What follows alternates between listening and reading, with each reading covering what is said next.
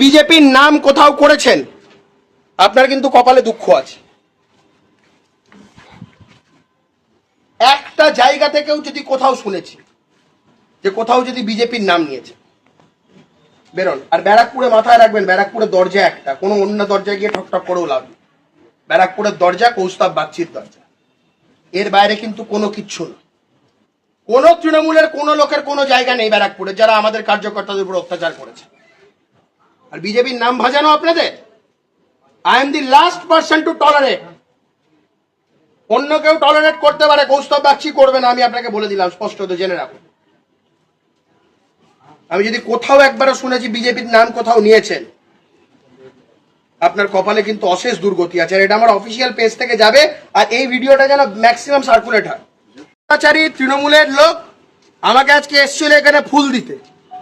ব্যারাকপুরে আমি স্পষ্টত বলে দিচ্ছি, যেখানে যেখানে চিহ্নিত করতে পারবো কোন তৃণমূলের লোক বিজেপিতে আসবে না। এই এলাকায় ইতিমধ্যেই আমার কাছে বহু মানুষের কমপ্লেন, বিজেপির নাম করে বহু জায়গায় মানুষের উপর অত্যাচার করছে। আমি আমার এই ভিডিও বার্তার মাধ্যমে মানুষকে ওয়াকিবহাল করে দিলাম, এরা বিজেপির কেউ নয়। বিজেপির নাম করে এরা যদি কোথাও কোনো রকম কিছু করে, এর দায় ভারতীয় জনতা পার্টির নয়। আমরা এর বিরুদ্ধে প্রশাসনিক ব্যবস্থা নেব। কোনো তৃণমূলের অত্যাচারী, কোনো দাগী লোকেদের আমরা বিজেপিতে স্থান দেব না।